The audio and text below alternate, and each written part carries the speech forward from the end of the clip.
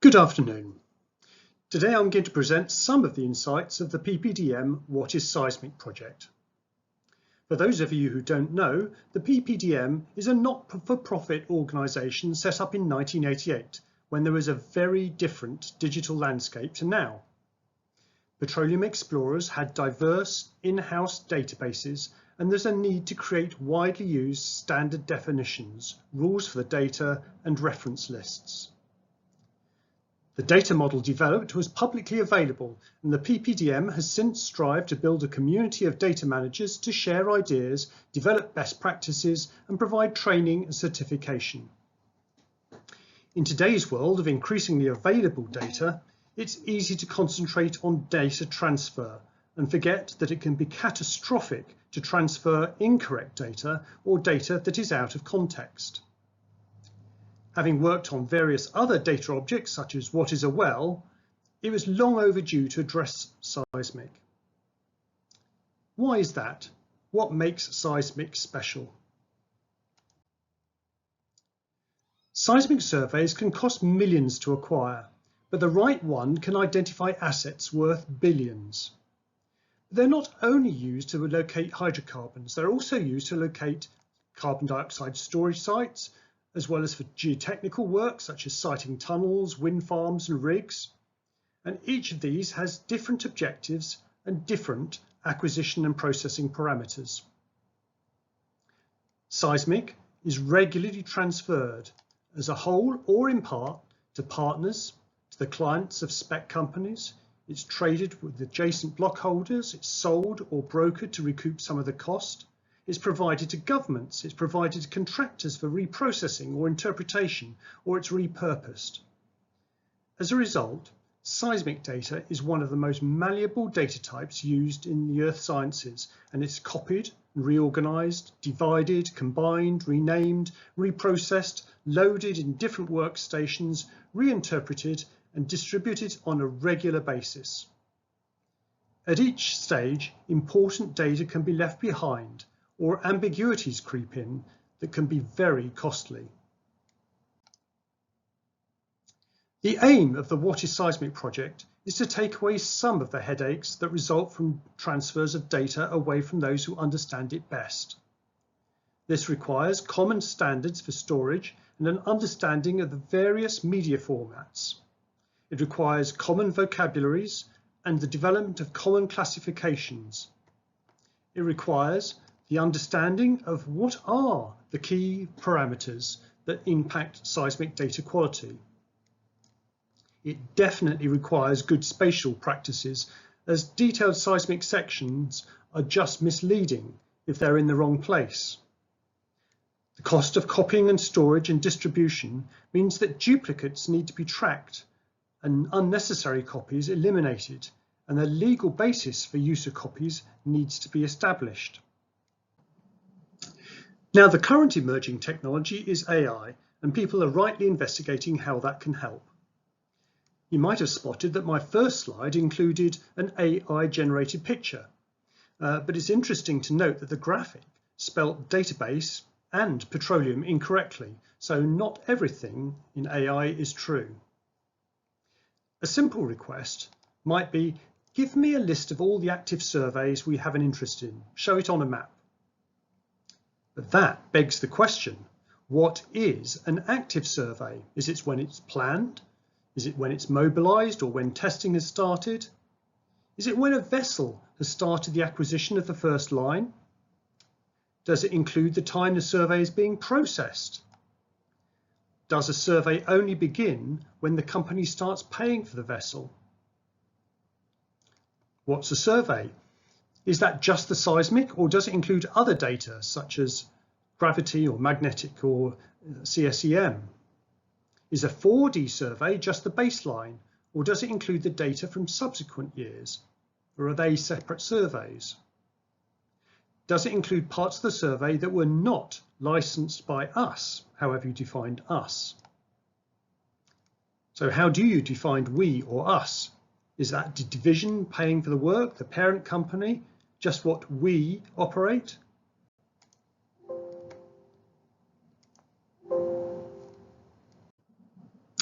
Carrying on, Isn't interest confined to what we pay for? Is it the surveys over our blocks or fields? Is it surveys relevant to our regional understanding? Is it surveys we have access to? Is it our versions of a survey? And finally, looking at the map itself, whose version of the borders should we show? What else gives it context? Wells, blocks, fields, pipelines? What coordinate reference system is used? For example, is that coordinate reference system appropriate for the Arctic data? How is the map to be used? Should it exclude sensitive information, or what about information licensed from others? So we need to define words like active, survey, we or the company, interest and map. Let me give some other examples of ambiguous attributes. Supposing you're deciding between two competing surveys and the number of channels is given, a higher number providing a better signal to noise ratio. What if one company is showing the number of channels per streamer and another the total number of channels? Or suppose you're thinking of acquiring a survey from another company. You want to bury carbon dioxide at a depth of 1,200 meters. The Seismic was aimed at a prospect at 4,000 meters depth. You see the sample interval is given as 4 milliseconds. And maybe that doesn't give data of a high enough resolution for small faults that might breach the seal. But what if the original data was acquired at 2 milliseconds or better, and then subsampled to 4 milliseconds during processing? Then that might be possible to reprocess the survey and use it.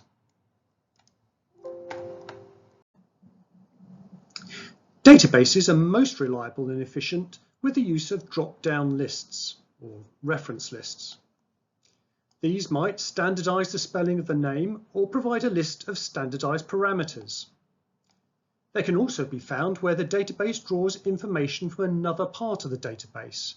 For example, company names might be linked to the addresses of the headquarters or their stock index. Less frequently used are lists to indicate the quality of the data, to enable high quality data to be separated from less reliable sources. Now, I work to compile a database of seismic surveys worldwide.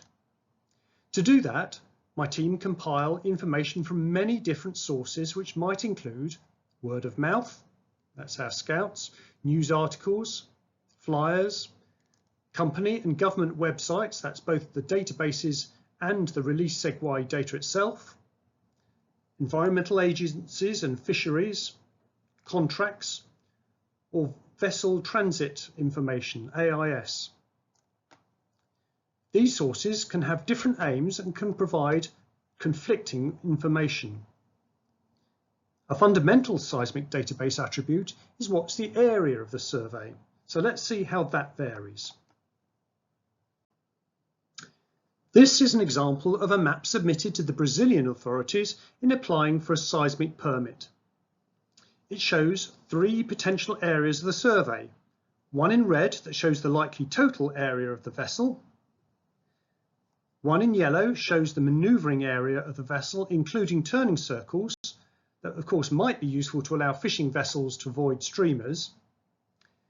And the final area in orange, in the smaller area, is the area of data acquisition. Probably the shot points, but of course that's ambiguous. The next example from the Bureau of Ocean Energy Management shows the location of the sources in red and the nodes in blue. In this case, the common midpoints will be halfway between the two. Probably the most useful type of survey size is the area of full fold data, here shown in green, with the partial fold run-in shown in the yellow to red colours. This is useful because it shows the area of high quality usable data. A final example is the rectangle from a loading sheet. 3 corner point locations and numbers are given, and the remaining inline and crossline locations are extrapolated between the extremities.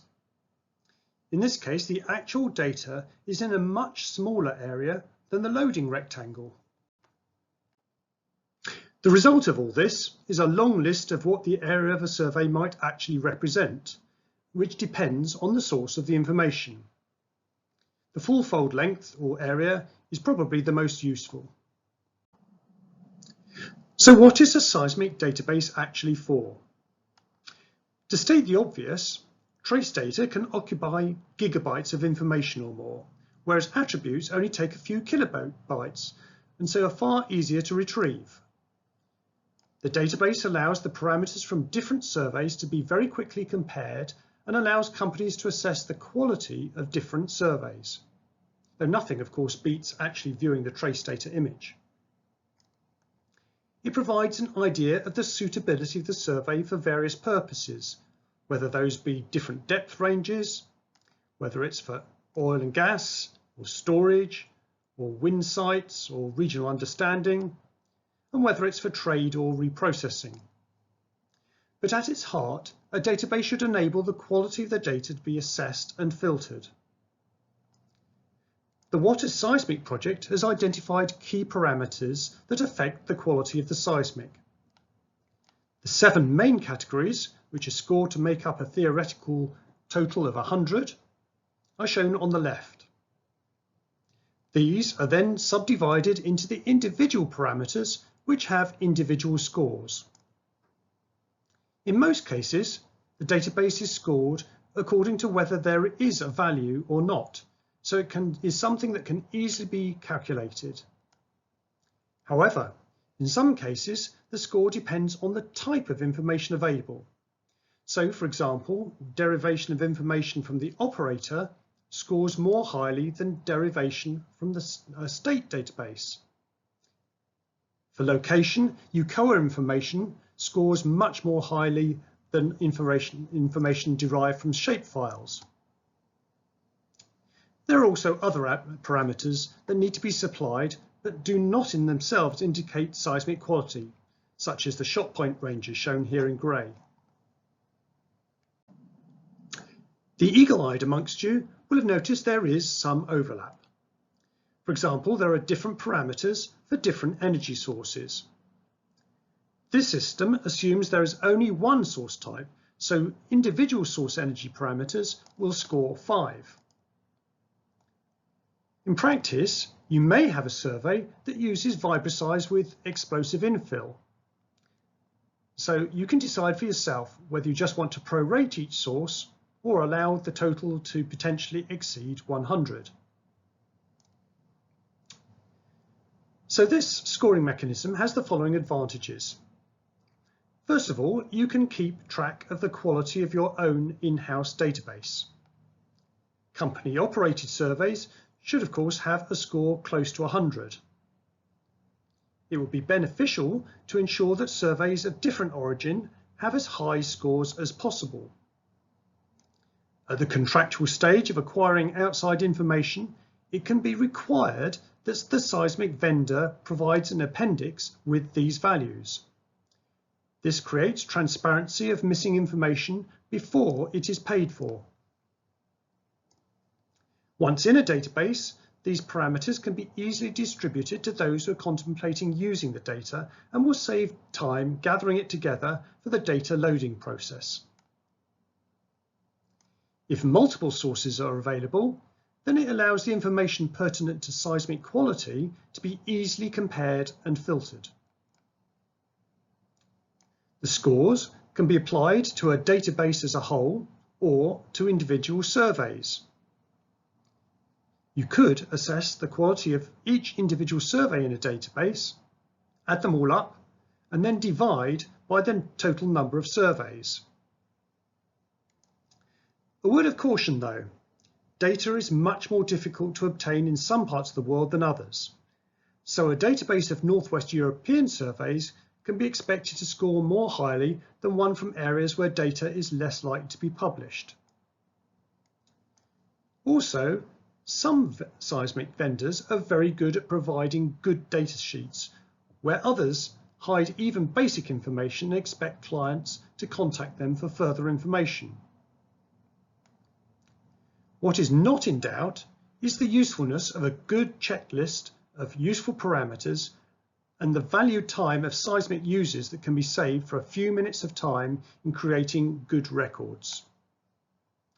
Now, I'm not going to claim that a collection of parameters enables you to better assess seismic quality than looking at the seismic data itself, but it does enable you to filter effectively before viewing it, and if purchasing a license to use it from elsewhere, then at least there is a knowledge of the likely pitfalls of use. So what are the key takeaways?